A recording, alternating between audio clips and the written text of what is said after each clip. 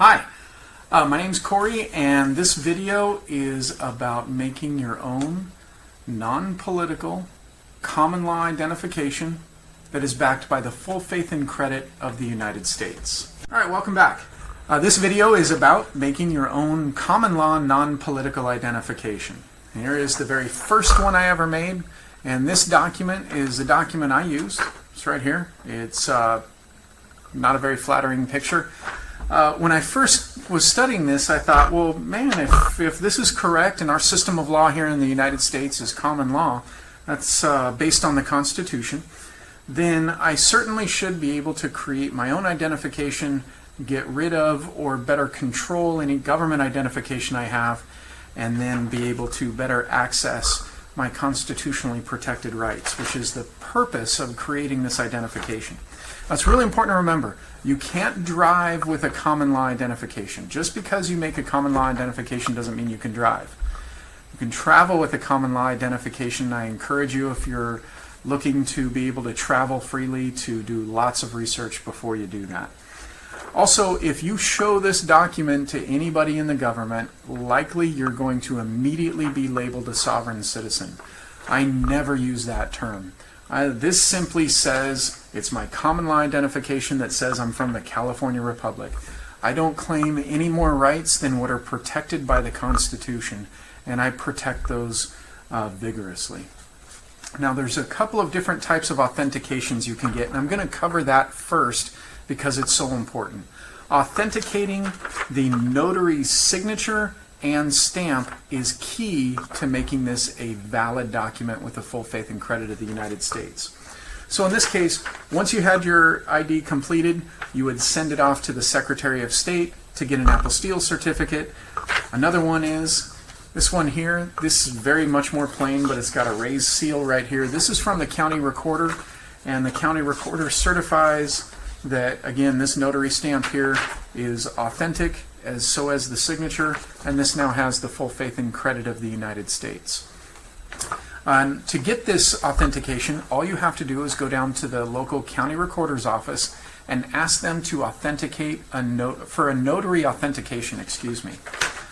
So if you're watching this video on YouTube, you should go down to the description below and click the link so you can view it on my website, because next to this video is some instructions that you can download, and these kind of give you an outline. Making your own common law ID is incredibly simple.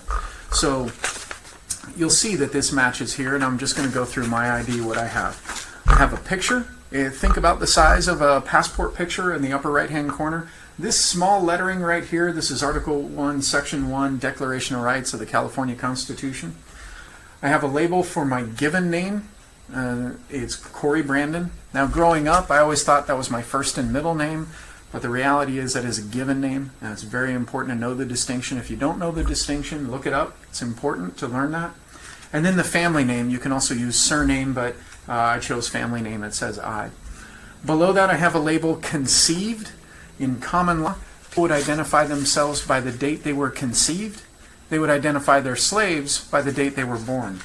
I choose to identify myself by the day I was conceived, and that is 9 months before you were born. I've listed my nationality. I've declared that as American. I am American, and that my domicile is the California Republic of 1849. Now, I know a lot about the California Republic, so if you're in a state that was admitted to the Union before the Civil War, learn about the history of your state prior to the Civil War, as well as when the Constitution for your state was ratified before it entered the Union. So in my case, it's California, the Constitution of 1849, and that is my domicile. Then I sign the document, date it, and I have two friends who are witnesses. They sign and date it as well. And all three of us go to a notary. They swear to a notary that I am who I say I am. We get what's called an acknowledgement. All of this wording right here, this is what is compliant with the state of California, that they are acknowledging my signature as being valid because I say it is, as do two credible witnesses. Then the notary will put her stamp on there. You can take it, it's real simple, just take it right down to the county recorder, and quite often they'll just give you a certification the same day. Another place to get a certification is the United States Secretary of State. Now, there are two different types of apostille certificates. This is one for use within the United States. There's one to use outside the United States. So if you're invited to another country and you only have common law identification, which if you can get an invite, you can travel without a passport, and then the identification would have the full faith and credit of the United States behind it. So go ahead and download and print up the instruction sheet.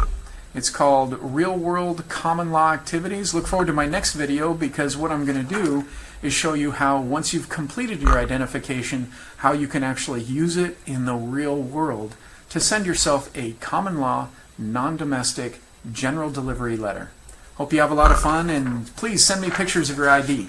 I'd love to see how it goes.